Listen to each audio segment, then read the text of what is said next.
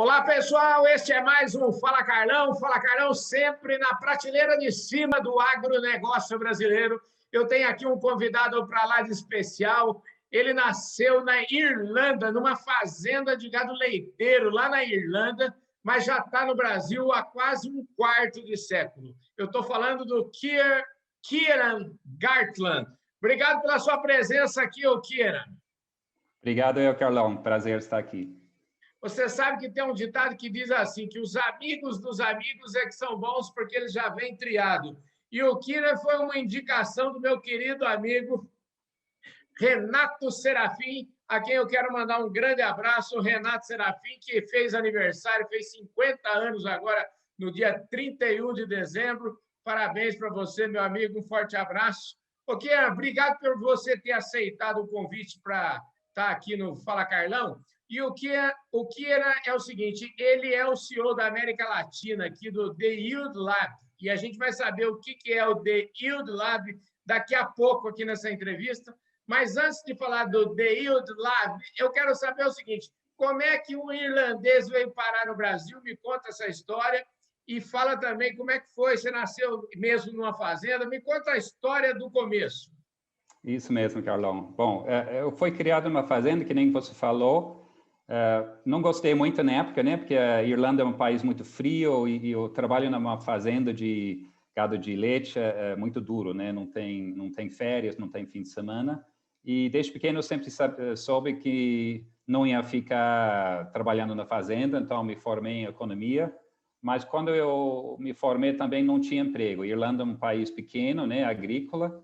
E não tinha um mercado financeiro, era muito limitado, então eu resolvi viajar pelo mundo e foi em 94, né, quando eu saí de lá, de Irlanda, de mochilo, cheguei aqui no Brasil, perdi o mochilo e acabei ficando, foi por acaso, não foi planejado. Então passei pela Ásia, pela Austrália, Nova Zelândia, aqui América do Sul. Cheguei no Brasil numa viagem de ônibus para Bahia. Quando eu cheguei lá, estava sem mochila. Então, aí resolvi ficar. Eu estava gostando do Brasil, né? O clima muito agradável. O Brasil tinha ganho o Copa do Mundo em 94, tinha o Plano Real, né? Então tinha moeda nova, a economia estava crescendo. E resolvi ficar, veio para São Paulo, veio que nem nordestino, estava lá na Bahia, veio de nordestino, né, para São Paulo, ganhei uma oferta de trabalho num banco aqui, o Banco Geral de Comércio, que era um banco pequeno brasileiro, mas foi logo comprado pelo Santander, 6 meses depois. Então, acabei ficando, porque tinha oportunidade e gostando, e foi isso, né, entrando nesse mercado de primeiro financeiro, depois de commodities, né. Pois é, você vê, a gente escuta você falar da Irlanda aqui, nós estamos falando da Europa, a gente acha que lá na Europa está tudo uma maravilha, e não é exatamente assim, né? Produzir leite é uma dureza em qualquer lugar do mundo, né? Exatamente, as pessoas estranhavam muito, naquela época não tinha muito estrangeiro aqui, e todo mundo perguntou, mas por que você veio do primeiro mundo, né, para o terceiro mundo? Eu falei, não, mas aqui... Porque eu tinha passado pela Índia, né? E eu não sei se você conhece a Índia, mas lá realmente é um terceiro mundo onde tem pessoas morrendo na rua, passando fome. Então, quando eu cheguei aqui, eu achei um paraíso para mim. Não era nada terceiro mundo, era muito americanizado, não tinha tanta diferença de comida, de onde morar, banheiro, tudo isso era bem parecido com o padrão, né? Primeiro mundo. Então, a diferença é que tinha muito sol e pessoas alegres. Então, na Irlanda, hoje tem muito brasileiro. Naquela época não tinha, mas hoje a Irlanda tem muito brasileiro que gostam muito de Irlanda por causa apesar do frio e tudo, eles gostam do povo irlandês. Tem muito em comum, né, com o brasileiro. Um povo que gosta de festa e conta piadas, né? Pois é. Kieran, deixa eu te falar, você teve uma experiência aqui eu queria que você falasse um pouquinho dessa sua experiência profissional aqui no Brasil, antes da gente falar do The Yield Lab, que eu acho que, na verdade, a vida da gente é um encadeamento de situações, né? A gente vai, sim. Vamos dizer assim, a gente raramente a gente tem uma ideia, falar assim, é exatamente assim que eu vou ser, não. a vida às vezes vai arrastando. Eu tenho a impressão que no seu caso também foi isso, olhando aqui para o seu exatamente. currículo. Você... Foi nada planejado, exatamente. Então, exatamente. Quando eu cheguei aqui foi por acaso, resolvi ficar por acaso também, procurei trabalho, por acaso eu conheci uma outra estrangeira que estava trabalhando nesse banco e me convidou e falou, não, a gente está precisando alguém com sua formação em economia e que fala inglês para escrever relatórios sobre o Brasil para o mercado externo, porque naquela época o Brasil estava abrindo, né, para o mercado, estava privatizando vários setores e estava querendo atrair investidor estrangeiro. Então, comecei a trabalhar no banco, foi depois comprado pelo Santander, cresceu, e em 98 teve aquela crise da Rússia, né, que fechou muita coisa, e minha área lá do banco fechou também, e eu quase fui embora de volta para a Irlanda, porque estava indo bem, a Irlanda estava crescendo muito no final dos anos 90, o Celtic Tiger, né, o tigre celta, na época, e uma semana antes de ir embora, um amigo meu me chamou, ele trabalhava no Dow Jones como jornalista, e ele me ligou e falou, não, a gente está procurando para um jornalista, um correspondente na área agrícola, né, correspondente para cobrir o mercado de commodities. Aí eu falei, nossa, isso é fantástico, eu adorei a ideia, porque veio da fazenda, mas não quis trabalhar na fazenda e queria ficar no Brasil, e a ideia era de visitar fazendas no Brasil, não só no Brasil, mas na América do Sul, né? Então, eu era correspondente para a América do Sul, e então eu comecei, foi uma semana antes de eu ir embora para sempre, né? Então, você vê como muda. E depois eu fiquei trabalhando como jornalista durante vários anos, e uma viagem para Chicago, eu conheci um brasileiro lá, que era amigo do meu cunhado, e ele trabalhava na Bolsa. E ele falou, não, a gente vai abrir o escritório da Bolsa no Brasil, esse foi em 2008, 2009, e a gente vai contratar pessoas. Você tem interesse em trabalhar na Bolsa, na área de commodities? Então, foi isso. Foi por acaso também, eu larguei meu curto carreira como jornalista, né, alguns anos, e entrei para trabalhar na Bolsa na área de desenvolvimento do mercado, né? Porque aqui no Brasil ainda estava um pouco fechado para negociar fora, mercados fora do Brasil. Então, essa é a ideia da Bolsa de Chicago, era fizerem uma parceria com a Bolsa aqui, e eu fui um dos primeiros contratados, né, para abrir esse escritório. Pois é, aqui nesse Fala Carlão aqui também, a gente já recebeu aqui a Roberta Páfaro, Roberta, que é sim. a diretora da Bolsa aqui no Brasil, não é isso? Exatamente, que aliás era a primeira, né, contratada, então eu fui a segunda. Maravilha. Esse mundo é pequeno. Você teve um site aí, né, que falava... me conta essa história do site, como é que foi? O site foi engraçado, porque foi... Quando eu cheguei aqui, eu não falava nenhuma palavra de português, né? Porque a intenção nem era de ficar aqui. E eu tinha grande dificuldade apesar de que os brasileiros eram muito simpáticos, eles não sabiam a informação que precisava como estrangeiro, como que eu abro uma conta no banco, como que eu faço isso, aquilo. Não era do dia a dia do brasileiro. Então, eles não tinham como me explicar isso. E quando eu estava aqui há alguns anos, eu resolvi abrir um site, foi na época que a internet estava crescendo também, 98, 99, e eu resolvi lançar um site para estrangeiros, que chama gringos.com. Então, era um site para explicar tudo sobre a vida no Brasil para quem estava chegando, e tinha muitos estrangeiros naquela época chegando aqui no Brasil, sobre escola, sobre transporte, sobre moeda, dinheiro, todos os problemas que podia imaginar, e cresceu muito, né? Porque tinha muita demanda, tinha uma época que saíam todo na Veja, tinha mais que 1 milhão de acessos por dia, e cresceu muito, mas não era mais um hobby do que uma empresa, né? Eu tinha várias pessoas trabalhando, mas não era uma coisa que nunca virou um hit, né? Assim, em termos de um business, né? De ganhar dinheiro, mas era mais como uma coisa bem divertida, né? Tinha vários casos de pessoas que se conhecerem pelo Gringos, né? Pessoas lá fora conheciam brasileiros aqui, se casarem, tinha muitas histórias assim bem engraçadas. Olha, o que faltou para ele foi ter um The Yield Lab para poder fazer ele crescer, talvez. Exatamente. Naquela época nem era startup, porque era antes de ideia de ter um startup, né? Ninguém, não tinha investidor, né? Era uma coisa Kira, bem... eu falo sempre o seguinte, toda empresa, na verdade, começa sendo uma startup, né? Exatamente. Lá atrás não tinha esse nome, esse glamour de É. ser uma startup. Bom, e aí, me conta essa história. Agora chegamos no The Yield Lab. Aí, o que é o The Yield Lab? Onde nasceu? Como é que ele está no mundo? Como é que ele está no Brasil? Tá, o Yield Lab nasceu lá nos Estados Unidos em 2014 para 15 e foi criado por uns executivos de multinacionais e pessoas ligadas ao agro. Então, eles sentiram que os startups ligados ao agro não tinha apoio dos investidores, né, que a maioria na época era do Vale do Silício, que não conhecia o agro. Então, eles só tinham o dinheiro, mas não tinha esse know-how, né, esse conexão com o campo. Então, a ideia era de criar um fundo mais conectado e depois que eles lançarem em 2015, eles receberem muito interesse de startups de fora dos Estados Unidos, né?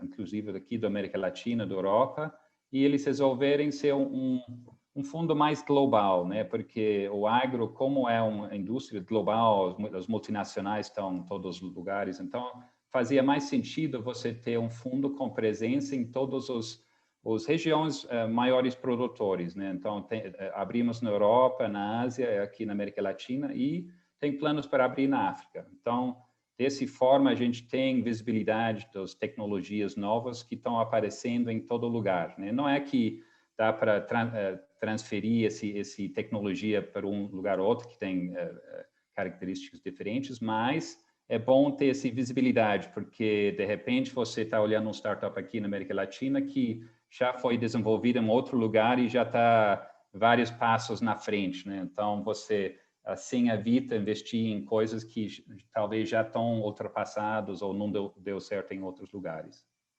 Vem cá, no Brasil, especificamente, o que vocês têm já de empresas ou de startups investidas e em que grau que elas estão trabalhando hoje?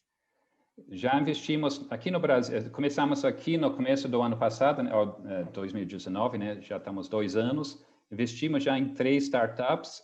A primeira foi a Terra Magna, né, que já você entrevistou recentemente. Sim, Terra verdade. Magna a gente gostou muito porque é uma solução que a gente diga sistêmica, né, que não está olhando dentro do porteiro, ele olha mais para fora do porteiro para resolver um problema que para mim era crítica, né, essa falta de acesso a capital, né, para o produtor.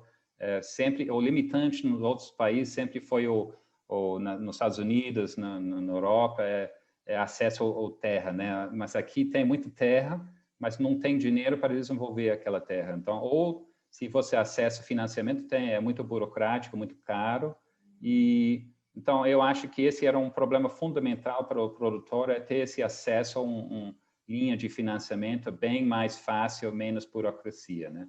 E do outro lado, eles também estavam tirando o risco para quem estava financiando, porque esse era o grande problema. Quem financia não tinha essa visibilidade, então ele não sabia como medir esse risco de crédito para o produtor. Para ele era tudo igual, né? Era tudo um risco grande, então ele não sabia como diferenciar entre um produtor bom e ruim. Então, essa tecnologia da Terra Magna, a gente achou que era bem escalável, né? Uma tecnologia, não precisa ter pessoas no campo, então esse era outro desafio para startups na área agrícola, esse desafio de logística, né? De como você chegar na fazenda, é muito caro, tem muita gente, então ele tinha uma solução que era bem escalável, tecnologia de ponto, né, da ITA, e resolvendo um problema que era básico para mim, era esse acesso a financiamento e gerenciamento de risco de crédito, né? Porque eu veio da bolsa que era gerenciamento de risco de mercado, então esse é a mesma coisa, só que o risco é outro, é o risco de crédito. Perfeito. E os outros investimos na Robatec, que é um startup de Piracicaba, que eles têm uma solução para o parte agropecuário, que é uma plataforma inteligente para monitorar os dados financeiros do confinamento, não só a parte agronômica, né? Que a maioria dos startups focam demais no nos problemas que são mais de uma natureza agronômica, e eles traduziam isso em dinheiro, né? Então, esse que é o produtor no final quer saber, estou ganhando ou perdendo dinheiro. Então, eles ajudam a fazer. E a terceira é uma empresa que chama VOA, que é uma plataforma de drones que foca na área de biológicos, né? Que é uma área que a gente gosta porque está crescendo muito, o impacto positivo, né? De diminuir o uso de químicos.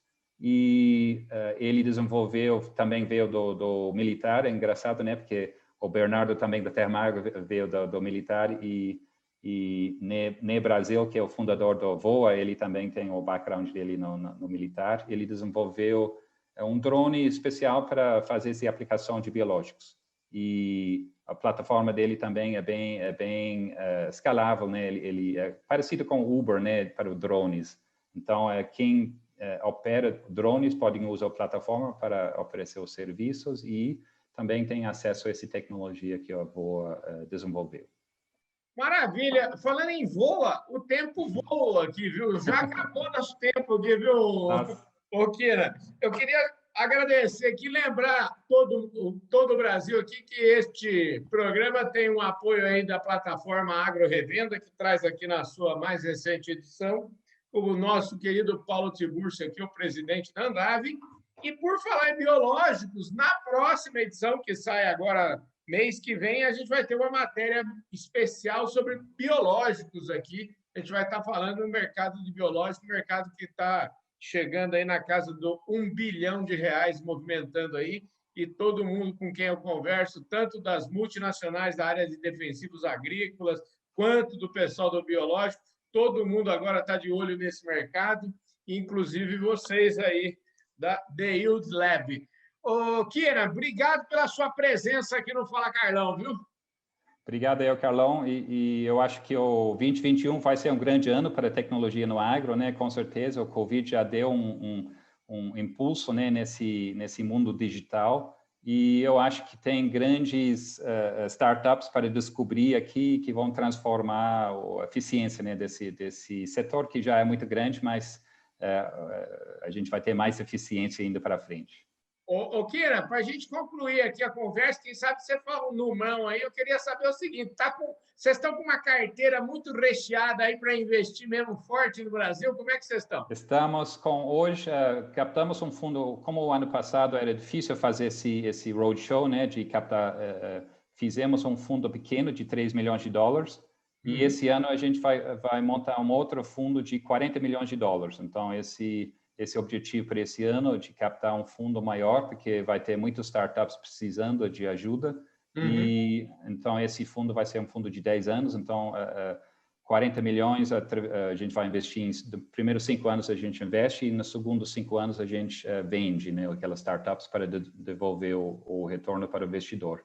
Maravilha. Então, esse é o plano. Essas startups que você falou aqui, só para lembrar que eu tive conversando aqui com o Bernardo bastante, já conversei também com o pessoal da Rubatec, falta conversar com esse pessoal da VOA aí, vamos sim, ver se eu vou te conectar com eles. Conversa aqui, viu, Kira? Ótimo, tá bom. E parabéns, sucesso, eu desejo que esses $40 milhões com certeza virem $1 bilhão aí, com certeza, se Deus quiser. Tomara que sim, tá bom. Muito obrigado, Carlão. É isso aí, gente. Este foi mais um Fala Carlão, sempre na prateleira de cima do agronegócio brasileiro. Meu papo aqui foi com o Kieran Gartland, ele que é o CEO do The Yield Lab para a América Latina, México para baixo. Eu ia te perguntar, México inclusive ou não? Inclusive o México, porque o fundo lá dos Estados Unidos não consegue, né, se comunicar com o México, então ele tem mais a ver com a gente do que com a América Latina do que com os Estados Unidos. Então, a gente que olha também para o México. Maravilha, é isso aí. Super obrigado, Kira. Um forte abraço a todos vocês. Deixa eu te falar, se você ainda não se inscreveu no nosso canal, a hora é agora, se inscreve no canal, aperta o sininho aí para você receber todas as nossas notificações, para você ser informado de vídeos tão bons quanto esse aqui com o Kira, que o Kira é economista, jornalista e investidor. É isso aí, gente. Um forte abraço. Este Fala Carlão vai ficando por aqui. Eu vejo todos vocês no nosso próximo programa. Valeu!